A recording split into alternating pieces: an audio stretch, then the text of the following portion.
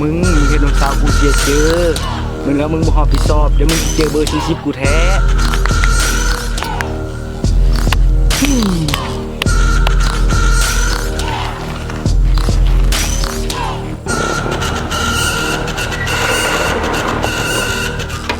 เฮ้ยมึงเห็นน้องสาวกูเจอบักหน้ามามึงเอ้ยมื้อนี้แหละเป็นมื้อที่มึงจะได้กินเบอร์40กูเฮ้ยกูเบิ่งหน้ามึงดูซาดมาเนี่ยน้องสาวมึงยอมกูเอง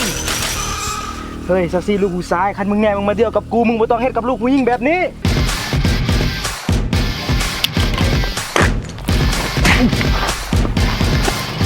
นี่สำหรับที่มึงตัวน้องสาวกูนี่สำหรับที่มึงตัวกู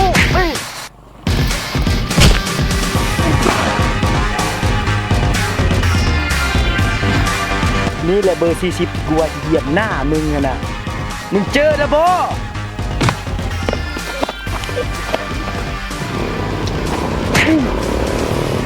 เฮ้ย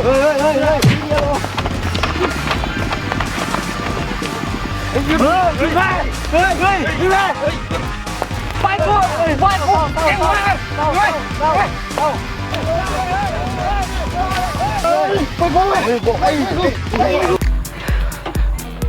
เฮ้ยวันจันทร์มาเพิ่งไม่อายมึงตีผู้บ้ามึงอยู่ซ้ำแยงนะเพิ่งไหมสิออกไป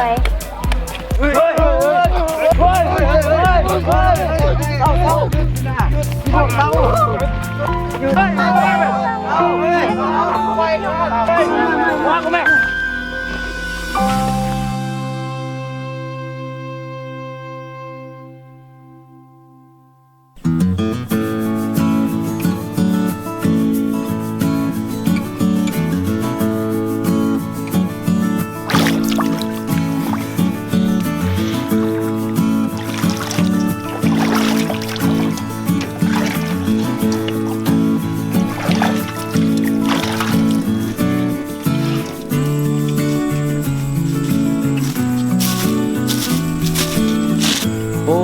บ่โยนี่เนาะไปซอกอยู่วัดกี่เด้อก็บ่เห็นบ่แม่นมันไปซอกกินอยู่นาเกือนบ่โยมานี่กูมีเรื่องสิบอกมานี่นะไว้เลยฮะ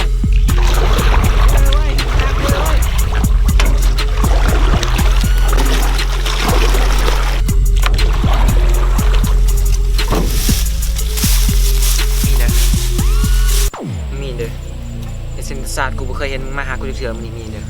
กูมีเรื่องเชื่อมึงเบิ่งมึงหันอยู่แต่ผู้แต่พาอยู่แต่วัดแต่ว่าหันบ่ฮู้เรื่องน้ำเศร้าเบิ่งนี่นั่นคลิปนี่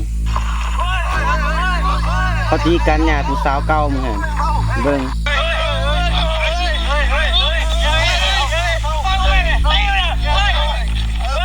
เฮ้ยแม่นเทวานี่แม่นเขาตัดต่อติโบกูนี่แหละเป็นคนไปห้ามเขาอะนะเขาตีกันอยู่ฮันสาวจานมึงหันเป็นสาวจางยังกบแล้วยินเขาว่ามีลูกบ่มีผู้เดือห้ามผิดศพตอนอยู่น้ำมึงฮะนะอยู่เถียงหน้ามึงคือว่าบ่สังหารมันบ่คิดเสียดายว่ะเนี่ยมึงโอ๊ย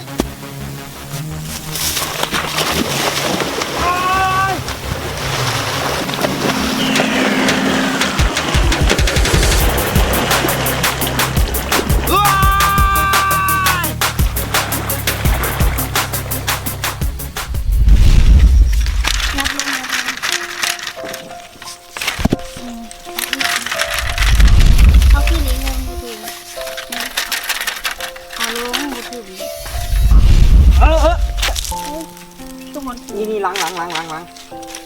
นาะ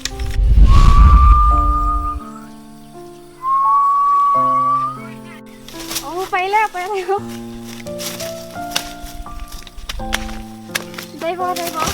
หยุดมึงนะหยุดได้บ่ได้แล้วคนมันนอกผมเห็นเขาบ่ได้เข้าน้องสิหาพักอายได้บ่ทำได้ถึงไอจะเป็นอะไรน้องกะฮัก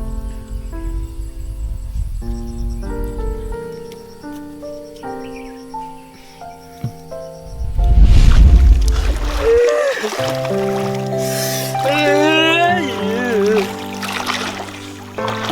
นี้แหละเขาว่าบอนเดอร์มีฮักบอนนั้นมีทุก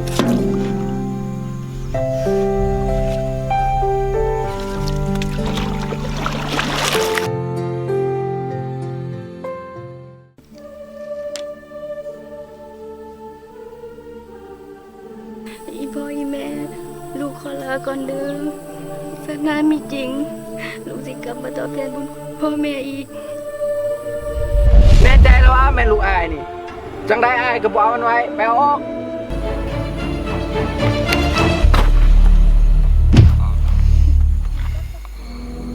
มึงกล้าตบกูวะแม่กูยังเคยตีกูปานนี้มึงมานี่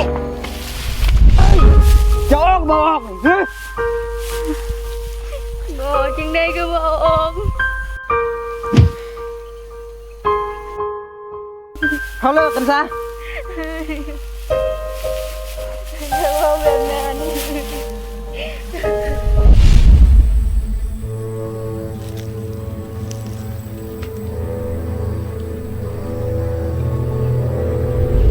ไอ้องค์อย่าเดมคอยไป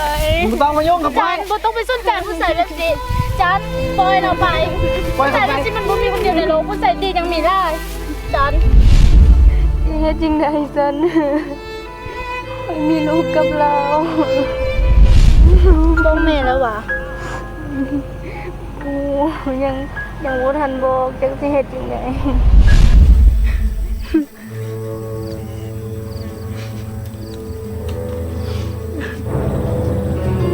แม่เจ็บด้วยฮันน่ะ เจ้าเฮ็ดจังซี่เจ้าสิคือสั่นแม่ เป็นเด้อเจ้าเฮ็ดแบบนี้ เจ้าบ่ห่วงชีวิตเจ้าวะเจ้าบ่ได้อยู่ตัวคนเดียวละได้ อยู่คนก็ยังมีชีวิตอยู่อีกแล้ว มีผู้ใดตายย้อนผู้อื่นบ่ฮักดอก มันสิตายย้อนเจ้าบ่ฮักตัวเองนั่นแหละ แต่คอยบ่ยังมีชีวิตอยู่ต่อไปอีกแล้ว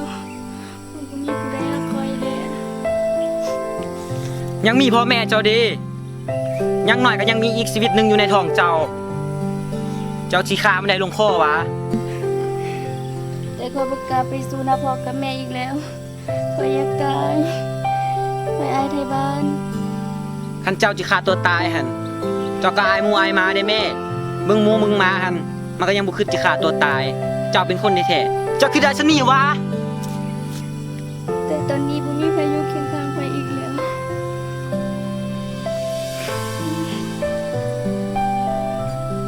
แล้วความฮักอายมื้อนั้นเจ้าทิ้งไปกันเด้อ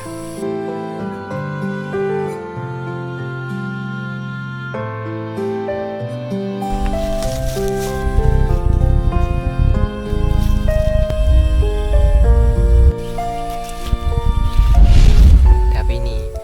อายเห็นหน้าในเขาร้ายและอายสิคายเขาไปสู่ขอน้องแล้ว อายสัญญาเด้อว่าอายสิบ่ทิ้งน้อง อายสัญญาโดยศักดิ์ศรีลูกผู้ชายว่าอายสิบ่ทิมน้อง